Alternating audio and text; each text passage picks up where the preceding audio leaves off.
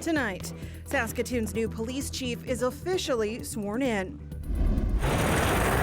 Also, wild rice harvesters in northern Saskatchewan get a helping hand. Plus, Imperial's Chris Knobloch is still a winner in his hometown's eyes following the Oilers' Stanley Cup loss. This is CBC Saskatchewan News.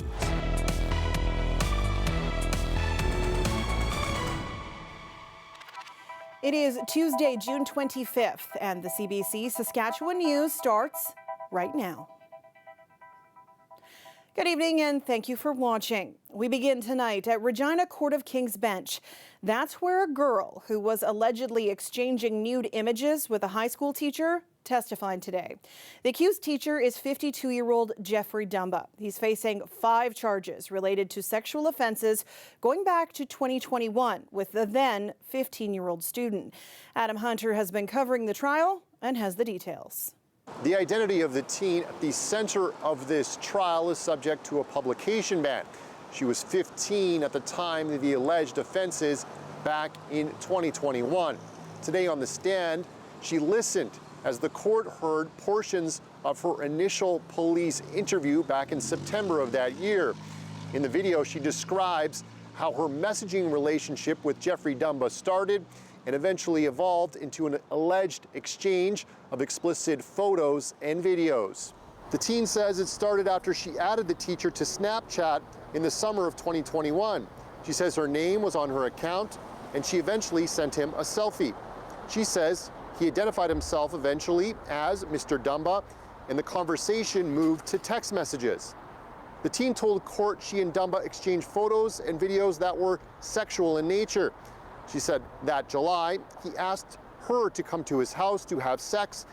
She told him she couldn't drive yet and declined, saying she felt nervous. The teen says the texting stopped until right before school started that September. She said she also talked to him at school on the first 2 days. The day after the teen spoke to police, Dumba, now 52, was arrested. Earlier in the day, the teen's mother testified. She says for a period of time, the two have been estranged from one another. She says her daughter has a history of inappropriate relationships with adults and wants her to get help. Dumba is facing 5 charges, all sexual in nature. He has pleaded not guilty to all 5. Adam Hunter, CBC News, Regina. Regina police officers used more force last year than the year before. That's according to the annual Board of Police Commissioners report tabled this morning in Regina. In 2022, police used force 230 times, and instances of force increased by 8% to 249 last year. Use of force includes things like physical strikes causing injury, firearm discharges, and canine deployment causing injury. That said, the number of times tasers were used decreased to 9 from 20 in 2022. Deputy Chief of Police Lori Lee Davies says the numbers reflect the increasing complexities of their job. 8% is obviously an increase, but in the big scheme of the total calls for service that we go to, it's still a very small number of uses of force. I think it was 0.0004%. But I think it speaks to our community and really the complexity that's occurring in our community. We're seeing more firearms, more violent offenses. We have people with really complex needs who may not be making the best decisions at all times. And so I think if you said to somebody, is it a surprise to you that use of force went up minimally in the city? I think the answer would probably no. That seems, something that maybe we would see in the community. Police officers have the legal authority to use force when necessary. 93% of the cases of use of force were deemed a level 1, which means it was fully compliant with policy. Family members tell CBC News that the man fatally shot by Saskatoon police last week is Drake Dillon. The 27-year-old is originally from Makwasagaken First Nation, northeast of Lloydminster. Dillon was killed after a confrontation with police last Thursday morning. That's after reports about a man firing a gun near a school in the neighborhood. Dillon's uncle told CBC the family is still working out funeral arrangements. The Saskatchewan Serious Incident Response Team is investigating the shooting. Today marked a special occasion for the Saskatoon Police Service. A new chief of police was sworn in to lead the community. The Saskatoon Police Station was full as the community welcomed Cameron McBride as their new chief of police. McBride started as chief on May 16th, but he still needed to take an oath of allegiance. The ceremony included words from the Board of Police Commissioners who helped select McBride. Indigenous representatives from the board say they're proud of this choice because he's proven dedicated to fixing important issues in Saskatoon. As he took to the stand, he promised to make Saskatoon safer for everyone. Our members are working with circumstances that involve crystal meth overdoses, complex, very complex issues, and firearms almost daily. For that reason, of course, it brings me concern. I still feel safe enjoying this beautiful city and all that it has to offer, but I know that's not everyone else's experience. And that motivates me to make a difference.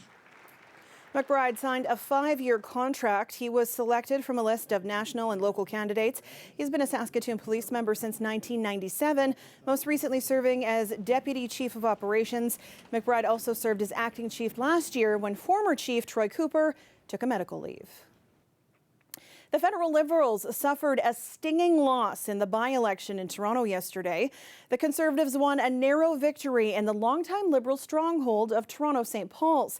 As Ashley Burke reports, the results are raising questions about the Prime Minister's future. A stunning win for the Conservatives. Candidate Don Stewart turning Toronto St. Paul's blue for the first time in 30 years. I don't think this is the speech anybody thought I'd be making tonight. I didn't think so. I don't think our opponents thought so. The Conservatives' first seat in urban Toronto since 2011. We're gonna bring it home. And a surprise victory in the Liberal fortress of Toronto over candidate Leslie Church. Voters say the results send a clear message to her party and its leader. People, generally speaking, are tired of the Trudeau administration. It's time for a change in Canada. You've got to get off the path you're on, or you're going to wreck the party. This was obviously not the result we wanted. The Prime Minister says he hears people's concerns and frustrations. It's clear that I and my entire Liberal team have much more work to do. But experts say these results confirm what the polls have shown for months, that Trudeau and the Liberals are in deep trouble. If they can't win Toronto St. Paul's, they might be battling, the Bloc Québécois for official opposition status rather than competing with the Conservatives to form a government if these results are replicated across the country. This is a disappointing result. As the result raised questions about Justin Trudeau's future, publicly members of his caucus are standing behind him. The Prime Minister is committed to leading us into the next election, and he has our support. I know that he'll have to reevaluate and look at the results of last night's by-election and do some reflecting, but that's up to him. Nobody's going to last forever as a politician. But that calculus, that walk in the snow is for him to make, not for me. Not for me to push him over in the snowbank. Privately, some Liberal MPs tell CBC News there needs to be a major change in the Liberal Party, and that could mean Trudeau has to go. Ashley Burke, CBC News, Ottawa. The Saskatchewan government says it will not be complying with the federal clean electricity regulations. Government ministers held a news conference Tuesday afternoon in Saskatoon. They cited a report by a provincial tribunal. It said the proposed federal rules would stunt job growth and cost billions of dollars. The ministers say their alternative is much better. It allows for a more gradual transition. Our government will not risk the affordability and reliability of Saskatchewan's power grid in an attempt to meet an arbitrary and unrealistic federal emissions target and timeline. Critics have said Saskatchewan is not moving fast enough to cut emissions and mitigate climate change. Federal officials have noted they are providing $40 billion to help provinces build a net zero power grid. They say it's essential for Canada to thrive in the new world economy and to protect the planet from climate change. Well, say what you will about all the rain, but my goodness, everything sure is green and in bloom. But in Kiwanis Park and the rest of Regina today, also so windy. And it won't be too long before we are connecting with our next bout of active weather. Tyreek Reed will have your forecast after the break. Stay with us.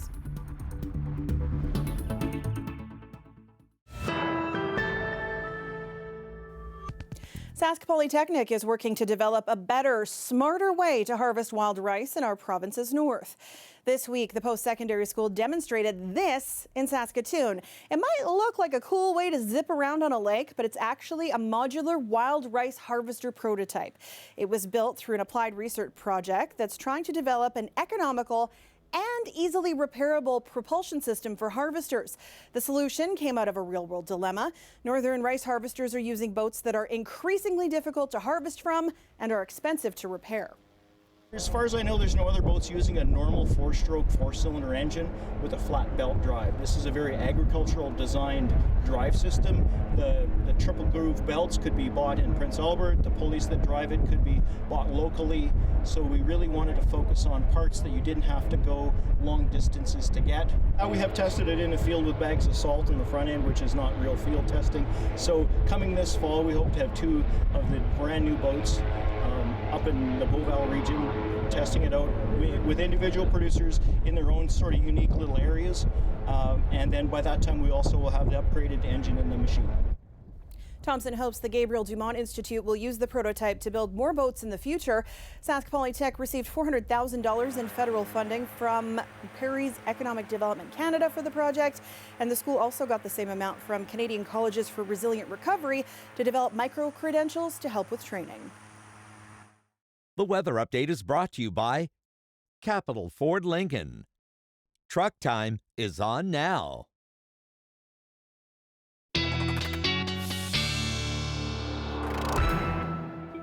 And our weather specialist, Tyreek Reed, joins me now. Quite the storm that blew through this afternoon. Yes, Sam, it started off as a pretty calm day in Regina, but that changed very quickly at around 4 o'clock today. We were tracking this system. It was moving in from the west and through the central parts of the province, and then that quickly came down into the southeast. And we're still seeing that right now. It does seem to be heading out of the province, so folks closer to the border, closer to the Manitoba border, could be met with some thunderstorms as well as we head into this evening. And this also brought some pretty heavy winds as well to many parts of the province, especially down south and in central regions. Right now, we're still seeing wind gusts near 50 kilometers an hour in most areas, so we're not quite done with those strong winds just yet. And the temperatures were quite cool today because of this. We're not really seeing seasonal temperatures on this board here up in the northern areas like Stony Rapids, only seeing highs at around 15 degrees. As we head into south and central Saskatchewan,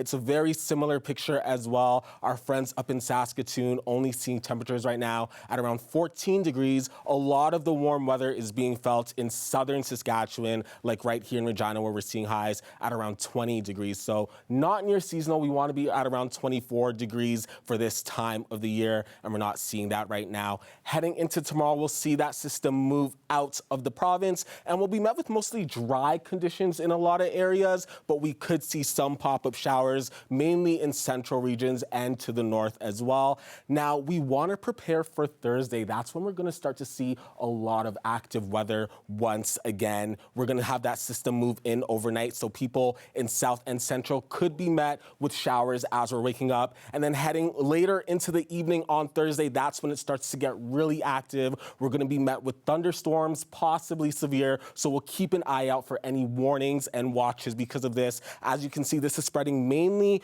throughout most of the prairies in Alberta, in Manitoba, and of course right here in Saskatchewan on Thursday and into Friday morning. So we're going to want to plan ahead for that, especially if you had any plans outside for Thursday. As we look at this board, we're going to see a lot of that accumulation down south. We're looking at around 30 millimeters of rain in a lot of areas, and those wind gusts will start to pick back up as this system moves in on Thursday. So we're going to be in the clear tomorrow, but that messy weather is going to make its way back in on Thursday. Looking at our 7-day forecast, seeing daytime highs at around 15 degrees on Friday here in Regina. And as we look ahead further into the long weekend, we're going to start to see those seasonal temperatures come back in, but we could be met with more rainfall on Monday. In Saskatoon as well, seeing those daytime highs well below seasonal on Friday. On Saturday and Sunday, those showers are going to start to clear back up, and on Monday, they will start to make its way back in. So still dealing with a lot of precipitation and active weather, Sam. It does look better than it did yesterday, so if you could keep working on the long weekend, that I would be have great. been working on it. I'm glad you noticed. Thanks, Tyree. No problem. Stay with us. We'll be back after the break.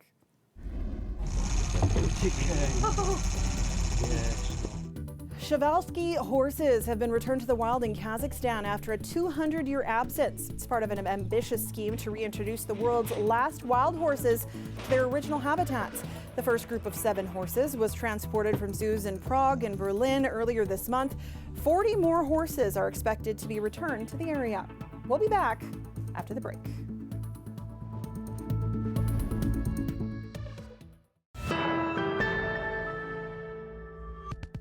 Welcome back. The Edmonton Oilers' comeback to fight for the Cup is one for the history books. It's also a comeback that helped one Oilers fan who's battling cancer. Shlok Shalati has his story. More than 18 months ago, Troy Koser was told he had just 6 months to live. The lifelong Oilers fan said the team gave him hope to get through this year. One game at a time, one day at a time, and one win at a time. I guess hockey is kind of a, what's the word I'm looking for? A getaway, a stress reliever, something that I can put 2 to 3 hours in and just focus on a game and not have to worry about, everyday world problems, everyday life problems, right? Doctors first diagnosed Koser with cancer in 2019, and he beat it, going into remission. But remission only lasted for a year.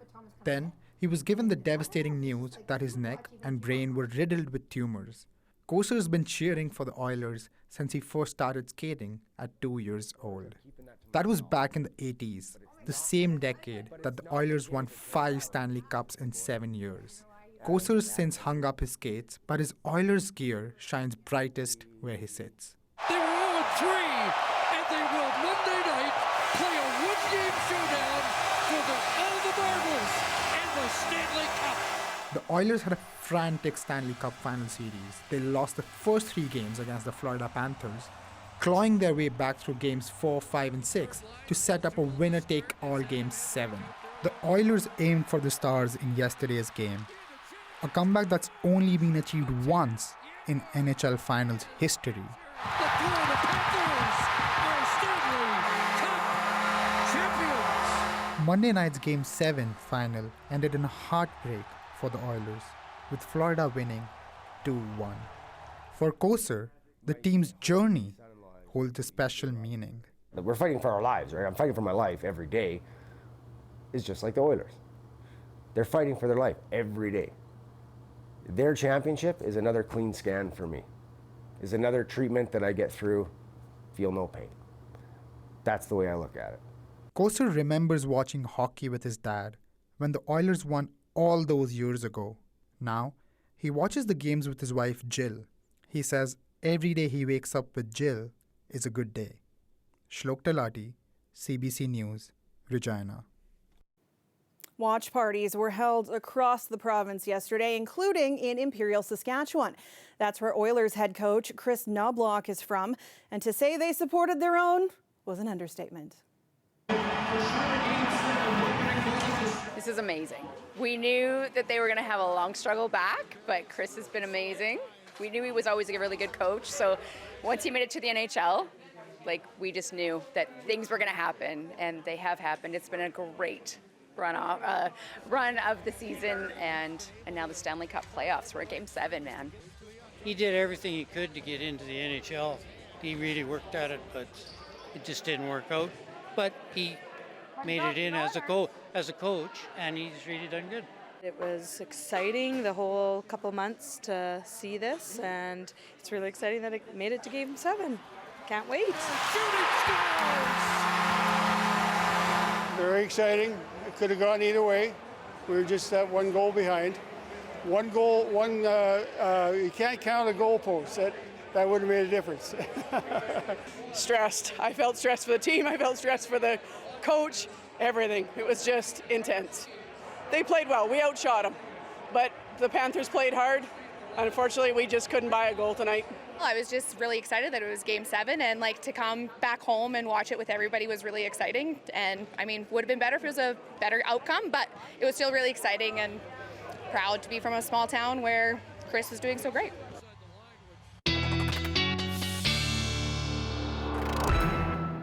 What a special memory for them. Tyreek is now back with one last look at your weather. Thank you, Sam. Well, tonight we don't have to worry about the rain here in Regina. That has since passed. Waking up tomorrow morning to mainly dry conditions once again. We'll be seeing that in a lot of areas throughout the province. Heading into the afternoon, we'll be met with daytime highs at around 21 degrees, possibly even higher. So it's going to be a nice warm day tomorrow in Regina. Mostly clear skies tonight in Saskatoon and dry conditions. They had that rainfall earlier on today, but don't need to worry about that anymore. Waking up tomorrow morning to mainly clear skies. We could see some clouds there as well. And then heading into tomorrow afternoon, still going to be met with those dry conditions and highs in the 20s. Sam? All right, thank you. No problem. All right, something cute before we leave you tonight. Ducklings can hatch anywhere, but that can be a problem in a city if the babies are far from water. And in Saskatoon, that's where John Paulson and his wife Alberta come in. The couple dedicates a month and a half every year to relocating hundreds of ducklings. There's very little water in the city, and there's lots of obstacles, there's lots of cars, there's lots of... The babies can't even get up a curb, you know, when they're really young. So it's really the simplest thing to do is just to catch them. Be with Mama soon, honey. Yeah, there. We started about 5 or 6 years ago, my wife and I. Can't do it without my wife because you need two people, you need to catch them. When you get a call, you have to go because they disappear very quickly. We ask people when they do see them, follow them, you know, keep your eyes on them because they can be there 1 minute and gone the next. It takes a month and a half or so. We spend a lot of time eating at Tim Hortons and fresh, you know, fast foods because the minute you start cooking something, you're going to get a call. Different. We put the babies in the trunk because if she hears them, she gets all excited. So we got a mother with 6 babies. Do you have any orphans? It's the only way to get rid of orphans. You can put them in the box and mix them up. We'll probably take them to the Swale then because they're in Sutherland, right? Living Sky, it's off 115th Street. And the mother doesn't coddle them. She just walks, and whatever stays with her, stays with her. Whatever goes behind is an orphan. And so I figured out quite a few years ago, by far the best thing is just to use a dip net, catch the mother, catch the babies, and then we just take them to water. These are ones that they were raising. That's an orphan there. And it's a little bigger, but as long as they're not smaller, they can keep up with the mother. My wife takes them down to the water, the babies, and right at the water's edge, and I'll take the mother out of the kennel, and we hold her and let her see what's happening so she knows what's going on. As soon as she figures what you're doing, then you're okay. She's just going, okay, you're letting the ducklings go, and I'll go with them. Sometimes we'll get 3 calls a day. They'll never stop nesting in the city because there's actually good nesting spots in backyards and stuff. You're doing it for the ducklings and ducks, but you're also doing it for the people. You're providing a service because, you know, they'll phone 4 or 5 different groups and they say, no, I can't do anything, and then they'll phone us and they're really pleased that we're actually going to help them. And away they go. And away they go. That is it for us tonight. For news anytime, you can head to cbc.ca/sask, subscribe to our CBC Saskatchewan YouTube channel, or download the CBC News app. Thanks so much for watching. Have a great night.